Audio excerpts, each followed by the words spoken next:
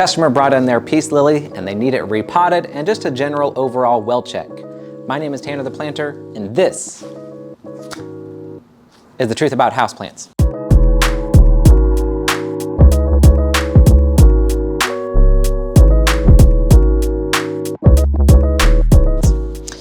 All right, let's get started. We gotta get it over on its side. The first task is just to get it out of the pot. The health of the roots is the health of your plant. So when we determine what's going on in here, that's probably gonna give us a clue about what's going on up here, okay? So let's get our little fingers in there. Sometimes I like to use a little shovel to get it out, but other times, God's shovels work really, really well. All right, let's put that aside right here. And let's take a look at the root ball, the root ball. Okay, and what we can see here, I see a little bit of root die off. Roots that are dead are going to be mushy, they're gonna be papery thin.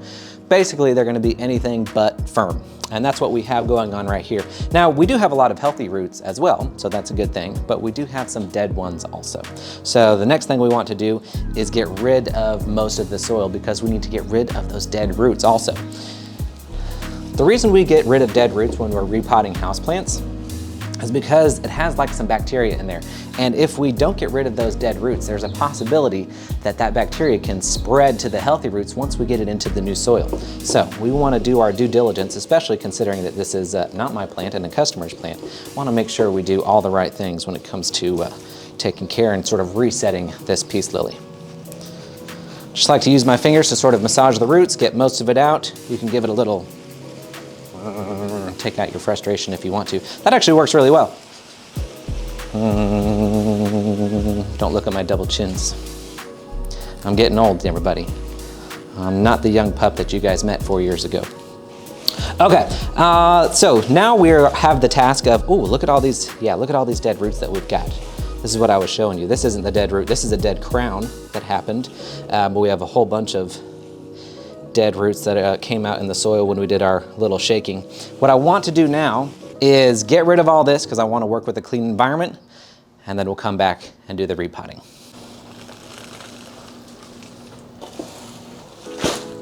All right, we're back. We've got a nice clean environment. We've got our peace lily. Let's take a look at our root ball. Again, we're gonna get rid of all of the dead roots. So what I like to do is go through with my clippers right here, sanitize them with a hydrogen peroxide, or I like to do a rubbing alcohol, it works a little bit faster. And we're just going to be removing all of the dead matter. Again, remember, anything dead is gonna be mushy or papery thin. It's gonna be anything but firm. And this can take a little bit of a time, you know, it's a project that you don't super want to rush. The good thing is we're going to be covering our bases with one extra little trick that we have right up here in our sleeves. So even if you do miss, you are not going to be transferring that bacteria over into the healthy pot. I also like to comb my fingers through the roots like this because any dead roots are going to just kind of peel away, and healthy roots, they're strong enough to withstand this light sort of combing, if you will. So we're just gonna go through here. If you find any big dead ones, give them a nice little clip. Most of the dead roots already fell off, so that's fantastic. Okay, so here's one of those little fail safes. By the way, this is the time to separate the peace lily if you want to do that. You've got a whole bunch of individual little stalks right here. Like if you did, this customer doesn't want me to separate them, but if I did, I mean, look, it's as easy as this. They just sort of peel apart, not a big deal, right? You can stick them all back together. You can pot these up separately if you want. This is about 5 or 6 plants in this pot, but we're gonna go through hydrogen peroxide. It's fantastic for killing that bacteria that I was talking about. So we're gonna go through, maybe I will separate these actually so I can get in there a little bit better. We're just gonna go through and spray them all heavily. This is 3% hydrogen peroxide. You don't need to dilute it at all. You don't need to wash it off after. This is perfectly healthy and safe for plant material, which is fantastic. Okay. A lot of times people will ask, well, what's the difference between why sometimes do you use alcohol and why sometimes do you use hydrogen peroxide? Hydrogen peroxide can be used to sanitize tools, although they do need to soak in hydrogen peroxide for a while to sanitize them. And it's also for plant material. Alcohol is not for plant material. Alcohol would only be for tools.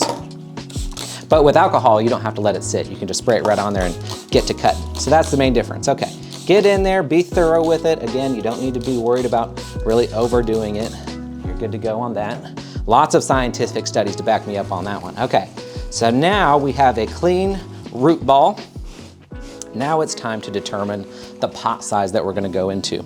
Now, with peace lilies, they like to stay pretty moist, right? They like a little bit more of a dense soil. So I'm just gonna go up 2 pot sizes for the root ball diameter, okay? And I'm gonna eyeball it a little bit. I don't know, maybe that's about 6 inches or so. So I'm gonna go up to a 7 or an 8-inch pot. I have both of them right here so I can show you what the difference is or what it might look like when you do this at home. So right here, when I put it in, you can see the roots are all touching the sides. Now this isn't bad. There would be nothing wrong with planting it in something like this with the roots touching the sides already. Not a big deal, but you're gonna have to water a little bit more frequently. People already have a hard time keeping up with the watering requirements of a peace lily because they do require frequent watering. So we're gonna bump it up maybe to this 8-inch pot that we have right here. Of course, we always have drainage holes. Whenever you're talking about potted houseplants, I always recommend drainage. So this is what it might look like in the pot right here. And you can see there's just a lot more of a gap for the peace lily right here, okay? So that's more of what you're going for. Of course, you can plant it in something way larger if you want. The plant will never decline because of the size of pot that it's in, but this is going to make it much more manageable, much more easy for the user at the end. Okay, so we've got our pot right here. Now we need our soil. I was talking about how peace lily like to retain a little bit more moisture because they don't have a lot of moisture storing capabilities in their anatomy. Their leaves are quite thin, their stems are quite thin, their roots are quite thin, right? So they're gonna dry out quite quickly. So to combat that or to help that out, we're going to be using a soil mixture that does retain quite a bit of moisture. This is our standard houseplant soil. This is 3 parts peat moss, 1 part perlite, and 1 part sand. I also put in some mycorrhiza in there. Peace lily are known to go limp. They're known to wilt quite a bit after a repot. Adding some mycorrhiza to your soil mixtures, we already have that in our pre-made soil mixtures. If you're into that, you can find those on our website. But I always recommend mycorrhiza when you're repotting your plants because it's just gonna create a whole lot less shock for your houseplants. So now we're just gonna put a layer on the bottom. And there's no exact measurement that you should be putting on the bottom. Really what you want is the top right here. So right where the roots sort of meet the stem, this is the top. You want that top part to go about 1 inch below the total rim of the pot right here. So that might take a couple of guesses and checks. So when you rest the roots down in here, it should overall rest about at that height. Okay, that's what you're going for. I'm a little bit shallow here, so I'm going to add some more. Give it a nice little layer on there. And then we'll test again, see if we got the right height yet.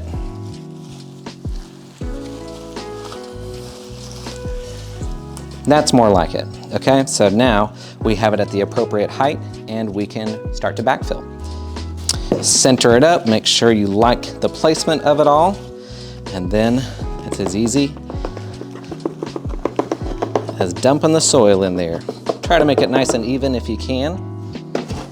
Now again, our goal is to go up right to about a 1/2 inch below the total rim of the pot. This is going to allow, when you water the plant, it's going to allow the water to sort of pool up and sink in. If I took the soil all the way to the top of the rim, I would pour water on it and it would immediately fall over the sides and create a big mess. So this is how you avoid the mess. And always remember, slap that pot. I'm settling the soil in all around the roots because we don't want to miss any. We don't want any roots to not be getting hit with soil because then that means they're not going to be getting hit with water and nutrients. Missing the whole point. Firm it in a little bit with your hand here. You don't need to press in so hard that you're breaking any roots. If you hear any crunching, back it off. Hulk Hogan. Well, I don't know, maybe that's dating me a little bit. Back it off. Dwayne "The Rock" Johnson. Settle down a little bit. We just need to firm the soil in enough so the plant stays up on its own like so. Okay, we're not quite there yet, so we're gonna add a little bit more soil. Even though Dwayne "The Rock" Johnson, he is actually kind of from the 90s and early 2000s, so maybe that's not dating me too much, but you know, he made a huge comeback with all of his movies and whatnot, so he became relevant again. So I don't know. I don't know who's the recent muscle man, but you get my drift. All right, we're almost there. Press it in right here. Sorry, we're closed. Someone's trying to come in, we're closed. All right, so now we've got a nice little piece of leaf. Now I'm gonna go through and I'm gonna do some pruning. We've got everything repotted. Of course, I don't want the customer to come back and be like, hey, this is the same plant that I dropped off. We're gonna do a little bit of pruning. All of these yellow leaves are not gonna come back. They're not gonna green back up. These are dying leaves. So let's get them all removed. You can totally just let them die off naturally if you want to, but you know, I'm assuming since they brought it in for a little bit of a spa day, we might as well give them a little bit of a spa day, right? And I'm just following these yellow stems all the way down to where they come out of the soil, and I'm giving them a little snip, just like so. Nothing too crazy about it. It's hard to get it wrong. Just cut off as much stem as you can. Following it all the way down to the bottom. Boom, you guys didn't think I was gonna do this, right? Usually when I do these, I've got comments and they're all like, why didn't you remove the yellow leaves? Well, they didn't watch the whole video, so they didn't see me remove them at the end. I don't know why. Yellow leaves bother a lot of people.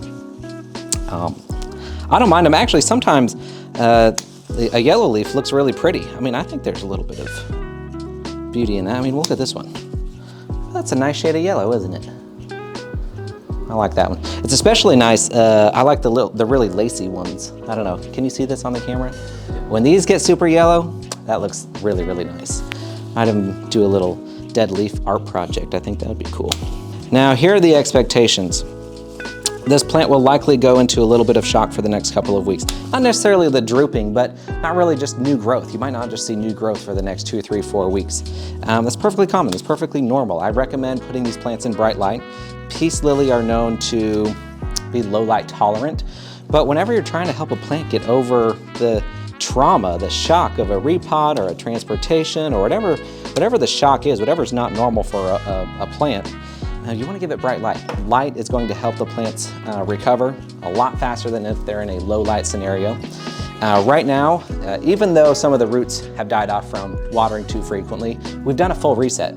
We've changed out all the soil. We got rid of all the dead roots. All we have left remaining are healthy roots. So feel free to go in and give the plant a really thorough soak, a very heavy watering. You want all of the soil to be saturated when you're done watering this plant. All right, so this is how you repot a peace lily. Remember to slap that pot every time you do it and slap that subscribe button.